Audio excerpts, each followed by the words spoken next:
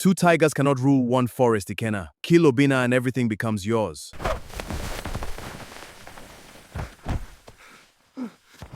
Everybody thinks you're better than me! You even took Amaka, but now everything belongs to me.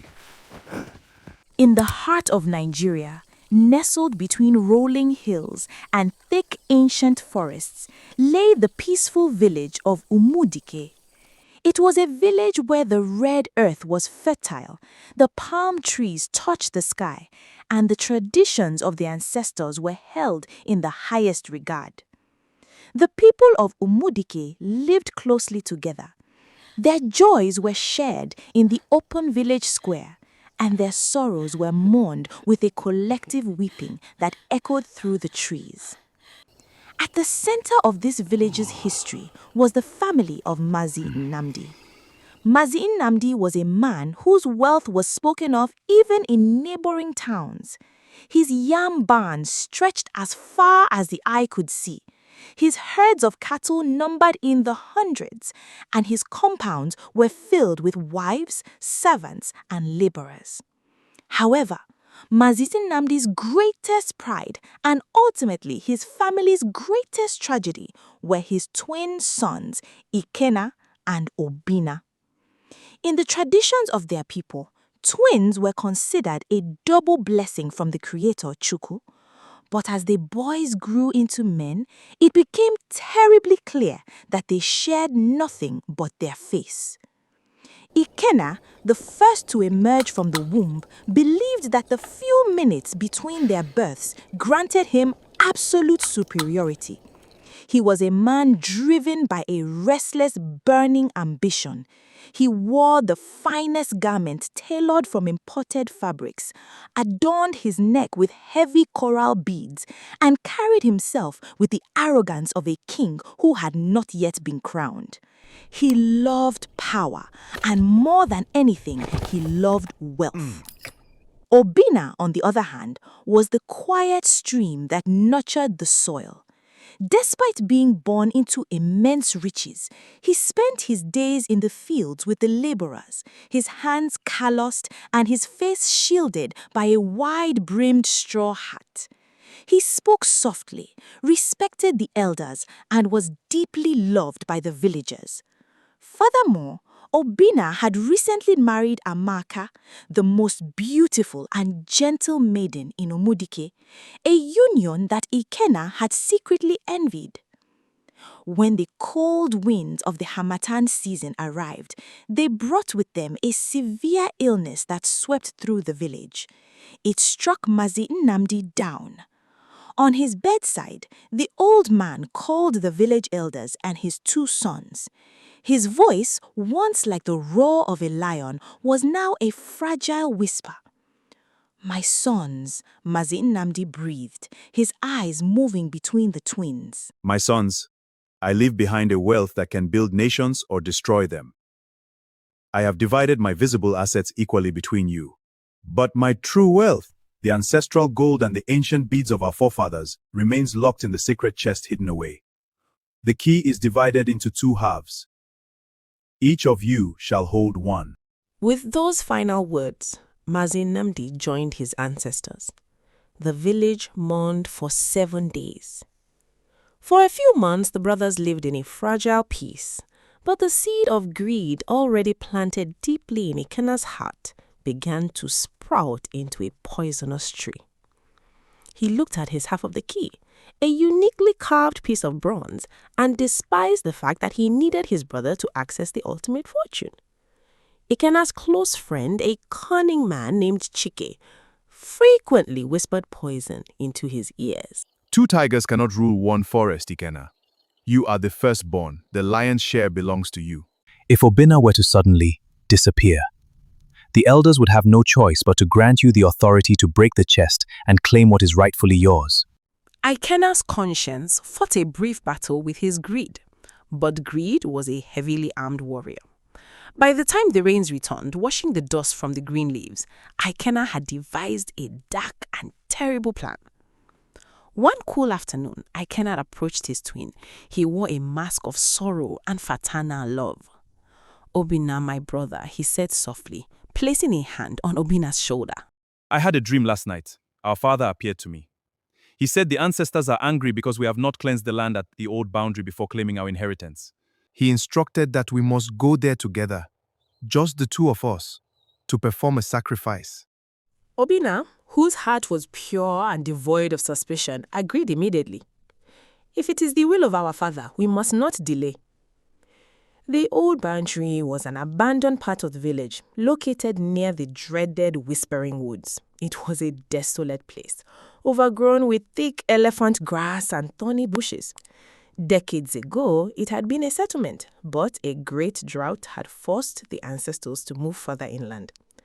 Dotted across this forgotten land were deep, dry wells, chasms carved into the earth long ago to tap into underground springs and had long since vanished.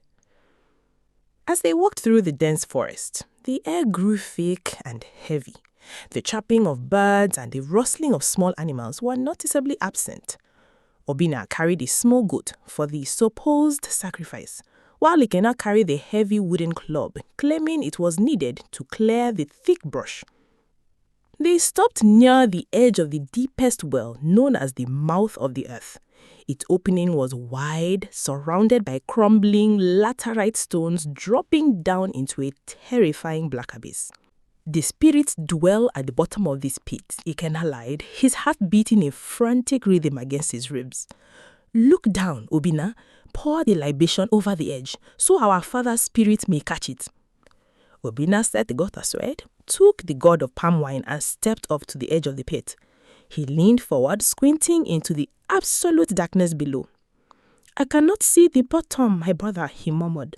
You do not need to see it, Ikenna replied. His voice had lost his warmth. It was as cold as a blade.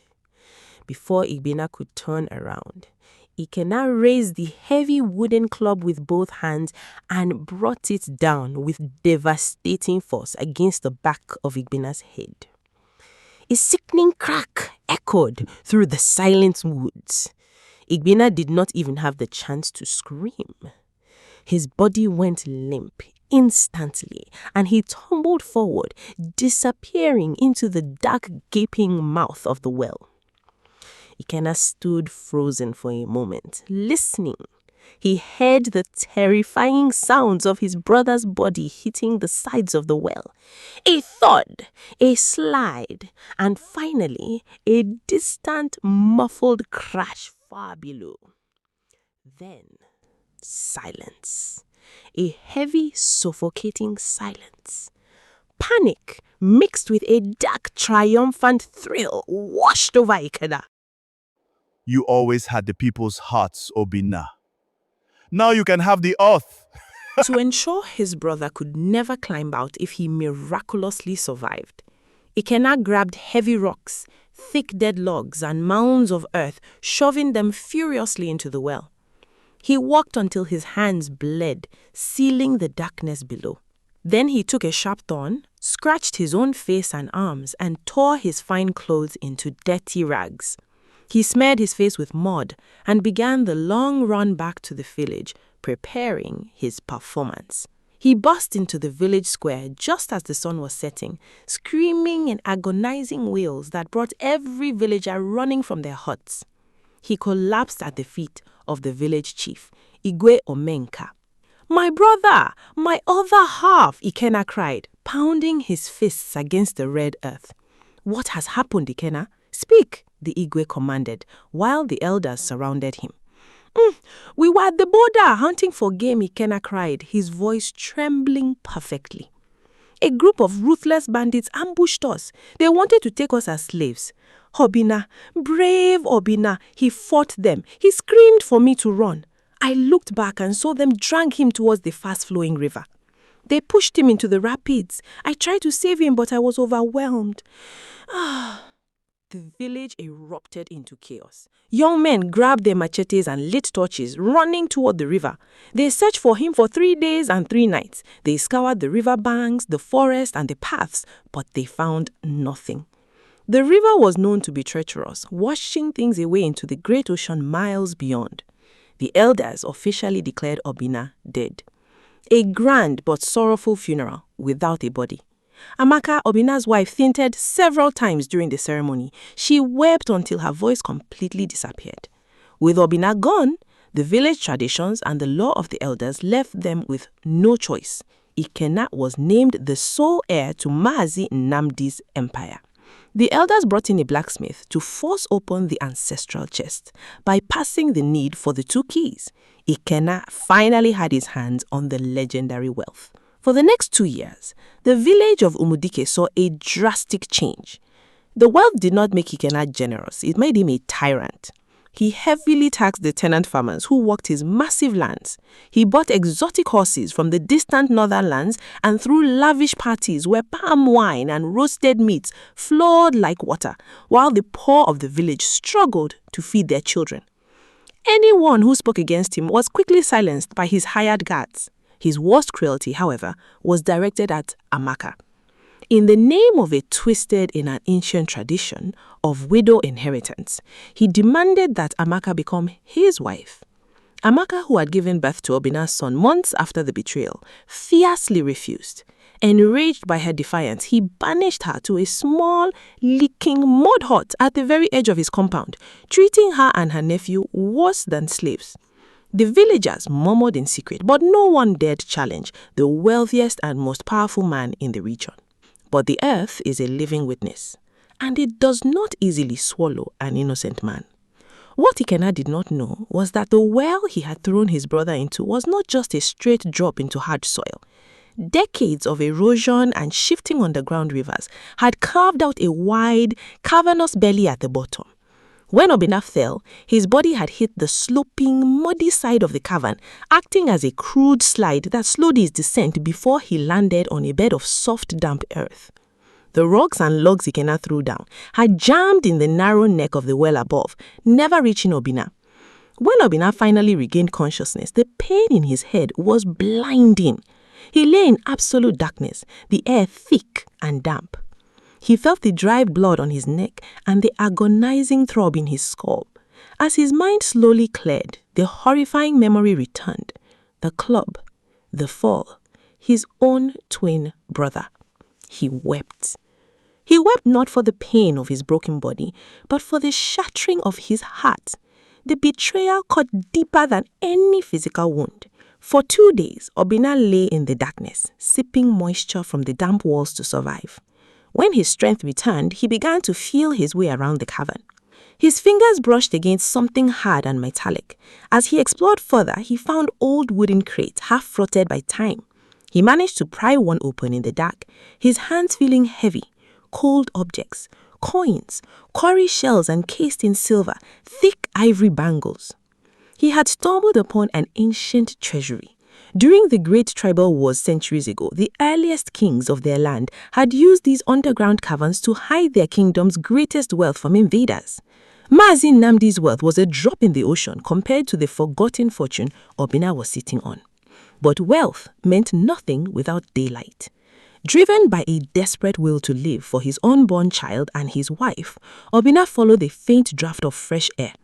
He crawled through tight, suffocating tunnels for miles, digging with his bare hands when the earth collapsed. His journey through the darkness was a baptism of suffering.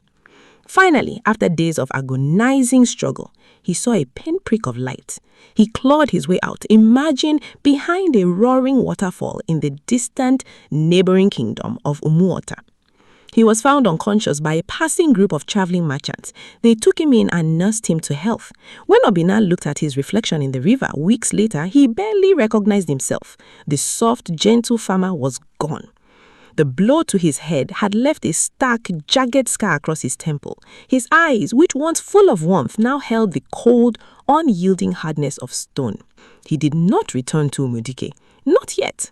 A man does not fight a lion with his bare hands. He builds a trap. Over the next 2 years, Obinna utilized the ancient wealth he secretly retrieved from the cave. He adopted a new name, Ochiriozu, which meant the one who saves the people. He became a merchant of unparalleled success in Umuota. He dealt in palm oil, expensive fabrics, and livestock, multiplying his wealth exponentially. He built a magnificent compound and surrounded himself with fiercely loyal guards. Through his network of traders, he kept a close ear on Umudike. He heard of Ikenna's tyranny. He heard of the suffering of the villagers, and when he heard of how Amaka and his son were being treated, a fire ignited in his soul that could have burned down forests. The time for hiding was over.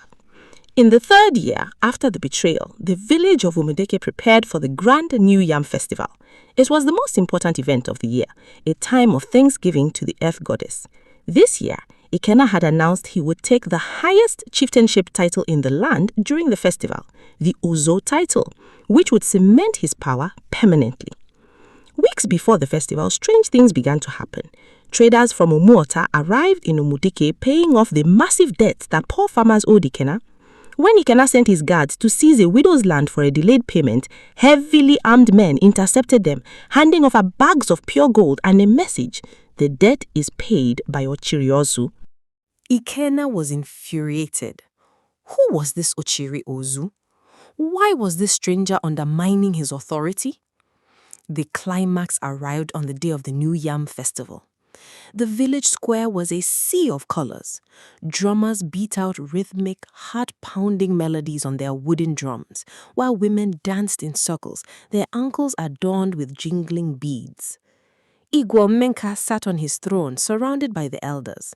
To his right sat Ikenna, looking like an emperor. He wore a massive crown of coral beads and a robe of woven gold thread. He smiled arrogantly, waving a horsetail switch to the crowd.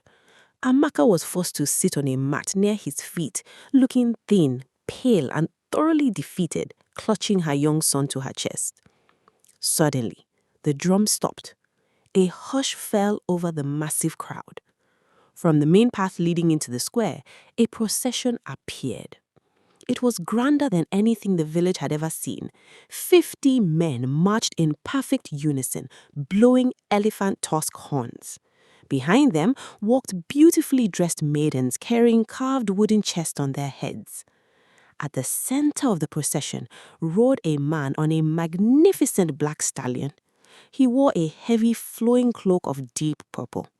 His face was entirely concealed by a beautifully carved wooden mask adorned with eagle feathers, a traditional privilege reserved only for the highest-ranking nobles from distant lands. It was the mysterious Ochiri Ozu. Ikenna stood up straight, his eyes narrowing. He motioned for his guards to stand ready. The procession halted in the center of the square. The masked man dismounted smoothly and walked towards the Igwe's throne. His presence commanded absolute silence. The only sound was the rustling of the wind through the palm fronds. "Greetings, Igwe Omenka," the masked man spoke. His voice was deep, resonant, and carried a strange, haunting familiarity that made Amaka gasp and look up from the dirt. I am Ochiri Ozu. I have come from Umuota to partake in your New Yam festival and to pay my respects. The Igwe nodded gracefully. "You are welcome to our land, great merchant. Your generosity to our people precedes you. Please, offer your gifts so we may celebrate." The masked man signaled his servants. They stepped forward, opening the chest they carried. The villagers gasped. Inside were yards of the finest imported silks, bars of pure silver, and massive, perfect yams that took 2 men to carry. Ikenna stood up, unable to hide his jealousy. He forced a smile. You are indeed a wealthy man, Ochiri Ozu, but wealth does not buy respect in Umudike. Only blood and lineage do. I am Ikenna, the sole heir of Mazin MD. I am the ruler of this land. The masked man turned slowly to face Ikenna. He stared at him through the slits of the wooden mask. I have brought a special gift for you, Ikenna. A gift to celebrate a man who gained the world by losing his brother. Ikenna frowned, a sudden chill running down his spine. "What do you mean by that?" The masked man reached under his heavy purple cloak. When his hand emerged, he was holding a long, heavy object wrapped in a piece of dirty, dried cloth. He threw it to the ground at Ikenna's feet. The cloth fell open. A collective gasp ripped through the village elders. Lying in the red dust was a heavy wooden club. It was stained with all the darkened blood. Wrapped around the handle was a piece of shredded, expensive fabric, the exact fabric Ikenna had been wearing on the day he claimed he was attacked by bandits. Ikenna stumbled backwards, his face draining of all color, his knees knocked together. Where did you find this? This is a trick, guards! Guards! No guards will save you today, murderer, the masked man bellowed. The sheer authority in his voice made Ikenna's guards freeze in their tracks. The masked man reached up and slowly lifted the wooden mask from his face, letting it fall to the earth. Screams erupted from the crowd. Women threw their hands on their heads in sheer terror. The Igwe leapt to his feet, knocking over his cup of palm wine. Elders began chanting prayers to ward off spirits. Amaka dropped to her knees, tears instantly flooding her eyes. "Obinna," she whispered, her voice trembling. "My husband." "It is a ghost!" Chike, Ikenna's treacherous friend, screamed, turning to run, but Obinna's guards swiftly caught him and threw him back into the center of the square. Obinna stood tall, the sun highlighting the jagged scar on his temple. He did not look like a spirit. He looked like a warrior king. "I am no ghost," Obinna's voice boomed over the panicked crowd, echoing off the surrounding hills. I am flesh! I am blood! I am Obinna, son of Mazi Namdi! Touch me! Look at me! The panic slowly subsided, replaced by an electric, unbelievable shock. The villagers stared in awe. It was truly him. Older, scarred, fiercely commanding, but undeniably Obinna. Ikenna was shaking violently, sweat pouring down his face. No, it is impossible. You are dead. The river took you." "The river did not take me, brother," Obinna spat, stepping closer to Ikenna. The river is an honest force of nature. It was your greed that tried to take me. It was you who struck me from behind at the old boundary and dirt so you could steal our father's wealth. "Lies!" Ikenna shrieked, his eyes wild with a manic, desperate panic. "He's an impostor sent from Umudike to steal my land. Kill him!" Ikenna lunged forward, drawing a hidden dagger from his waist, aiming straight for Obinna's heart. Obinna did not flinch. With lightning speed, he sidestepped the attack, grabbed Ikenna's wrist, and twisted it sharply. The dagger fell to the dirt. Obinna struck Ikenna behind the knees, forcing the arrogant man to collapse into the dust right in front of the Igwe's throne. "I survived, Ikenna," Obinna said quietly, though his voice carried to everyone. "The ancestors guided me through the dark. They led me to the true ancient wealth, the wealth our forefathers hid away. You stole the other's estate, but you lost your soul." Igwe Omanka, trembling with a mixture of rage and sorrow, stepped forward. He raised his staff of authority. "Silence!" the Igwe commanded. The village fell quiet immediately. The chief looked down at Ikenna, who was sobbing in the dust, begging for mercy. "Ikenna, son of Namda," the Igwe spoke, his voice heavy with judgment. "You have committed the highest abomination known to our people.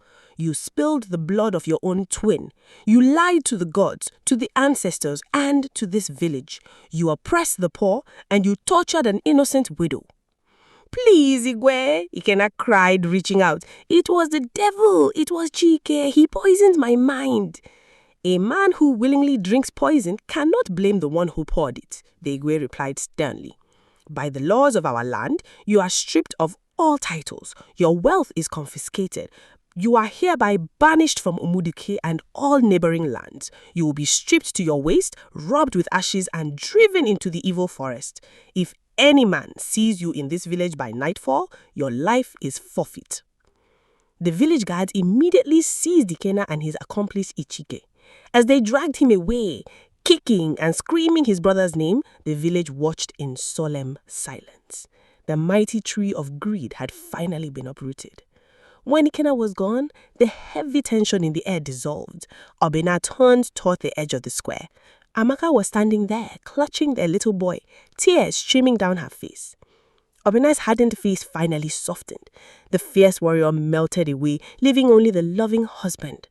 He walked toward her, falling to his knees. He wrapped his arms around her waist and buried his face in her stomach as he let out a sob that carried 3 years of pain, darkness, and longing. Amaka stroked his head, crying freely. "You came back to us," she whispered. Obinna stood and took his son into his arms for the very first time. He held the boy up towards the sky, and the entire village of Umudike erupted in a deafening cheer of pure joy. The women danced, the young men fired their hunting rifles into the air, and the drums resumed, louder and more triumphant than ever before. Obinna did not just reclaim his father's wealth, he brought the ancient treasury of the ancestors to the surface. He built new roads, expanded the markets, and ensured no child in Umudike ever went to bed hungry. He ruled not with the iron fist of a tyrant, but with the open hand of a man who had seen the bottom of the earth and understood the true value of the light. As the village elders often said from that day onward, the man who tries to bury his brother to claim the farm forgets that a seed buried in the earth only grows into a mightier tree. Obinna, the boy who was thrown into the abyss, had risen to become the greatest leader their land had ever known, leaving the village with a story that would be told for 1,000 generations. Moral lesson: greed will always dig its own grave. When you plot evil against others out of selfishness, you often blind yourself to your own downfall. The very trap you set to destroy someone else can easily become the exact stepping stone the universe uses to bless them and ruin you.